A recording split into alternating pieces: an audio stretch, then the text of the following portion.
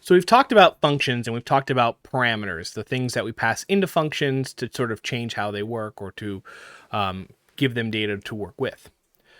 This is a shorter video because I wanted to separate it from the conversation we had about parameters, because we're kind of going to be talking about the other side of the function. So let's go back to our explanation about functions real quickly. We've got our sandwich making function in which we've passed these ingredients. Now we want to talk about this other side here. What's happening over here? We didn't really address last time. Our functions up to now have had what we call side effects, right? They print out a statement. That's a side effect, right? It's causing a print statement to happen in the running of the function. Generally speaking, I think it's cleaner to write a function that actually returns information, sends information back when it's all done working. So that's what this is. The sandwich that comes out, the output of our function, is that other half of the function, right? So we've talked about our input, we've talked about our parameters, that's our input into our function. Now we're talking about what's called a return and the output of our function. And that's what this is here. This is the output of our function. The sandwich is the output of our function. Let's see what that looks like from the standpoint of some of the work we've already done.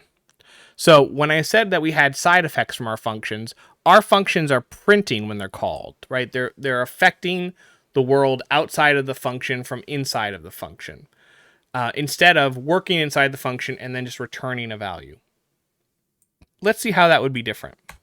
Let's now write a function that takes in some numbers and then returns a value from those numbers. So we're going to define a function. And we're going to say add two numbers. And it's going to take number 1 and number 2. Fairly similar to something we've done previously. In this case, though, instead of printing out the result, we're going to return the result. So to return the result, you're going to use this keyword return. And you're going to then write what you want to spit out from this function. Now, you might be wondering, what do you mean by spit out? Where does this go? Where is it being returned to? Remember, our function has 2 stages of life. It's got its definition stage, and it's got its calling stage. At its definition stage, it's not returning anything, right? We're still just defining what's going to happen. It's returning at its call stage. Let me show you what I mean. Let's make a new variable called sum. That sum is going to be equal to our function add 2 numbers, passing in 2 and 3. Now, we're not actually setting sum equal to the number, to the function. We're setting sum equal to what comes out of the function. So let's go ahead and print sum down here, and let's see what is coming out of our function.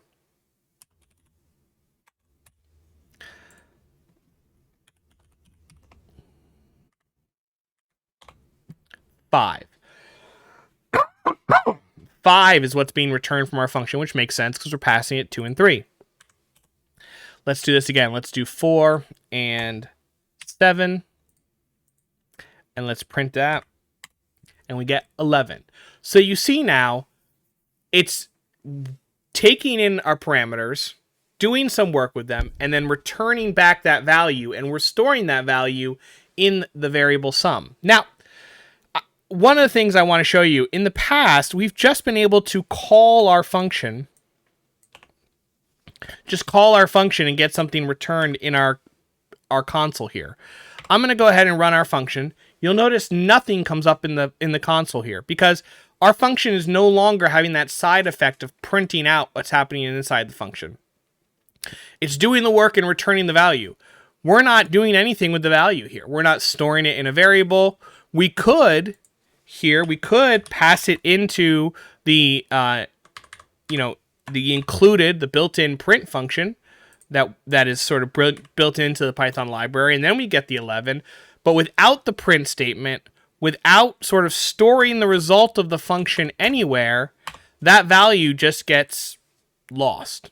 Nothing happens with it. Our function doesn't have any side effects now. It takes the 2 numbers, it returns a value.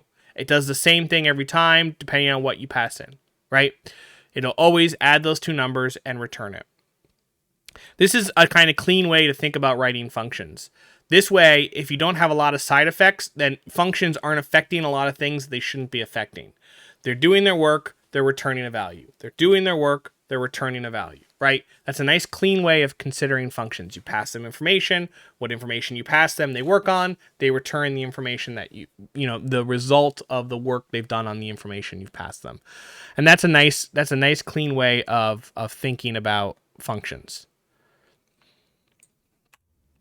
Let's write another function for a second. Let's write a function that runs a test on some information. So if we were writing a program, let's say, that was going to take like a username and a password, okay? Let's say we wanted the user to enter their username, right? So if you remember, we have this built-in function called input, and we give it a prompt, enter your email, let's say.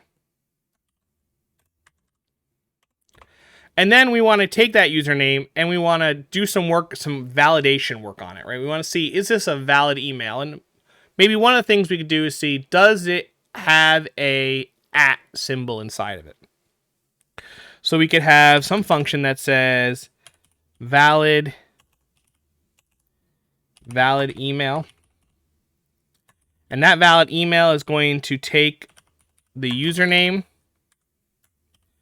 and it's going to return a Boolean, whether it was valid or not valid. And to check whether it's valid, we can use just like a .contain, right? So username .contain. Let's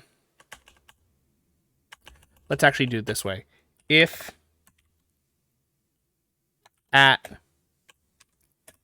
in username return true, else return false. And then we can call our function and we can print out the result of our function. So we'll call our function and we'll print out the result of our function, and we're going to use username as the variable. Doubling up on this actually shouldn't be a problem. We should be okay there. Okay, let's give our program a try, see what happens. Let's enter our username. So if we just enter Bob, we get false. Good. If we enter bob@me.com,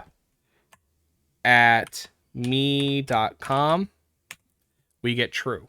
So in that way, we're able to validate, did our user input a valid email address by running this function on what our user inputted, okay? And checking to see if @ is included is a good way of sort of seeing, okay, does this match? There are lots of other ways we could test these kind of things you might want to look into, but this is an easy way of sort of saying, okay, does it follow at least this rule? There are better ways of checking lots of rules at once, using things like regular expressions if you want to look that up. But this is a fair test. So I just wanted to show you what a return statement was. So let's for a moment just go back and sort of clarify the different pieces here to our function. We have a function. This is that block of code we're defining. When we see def, we give it a name and we pass it some parameters and we tell it what code it's going to run, right? In that block of code we're defining is the function. Then over here on the left, we've got the parameters. These are the ingredients we're passing our function for it to do its work with. What we've talked about today is what's the output, what's the result of our function, what is the return, what's being returned from our function. That's this over here on the right, that's the sandwich. Okay?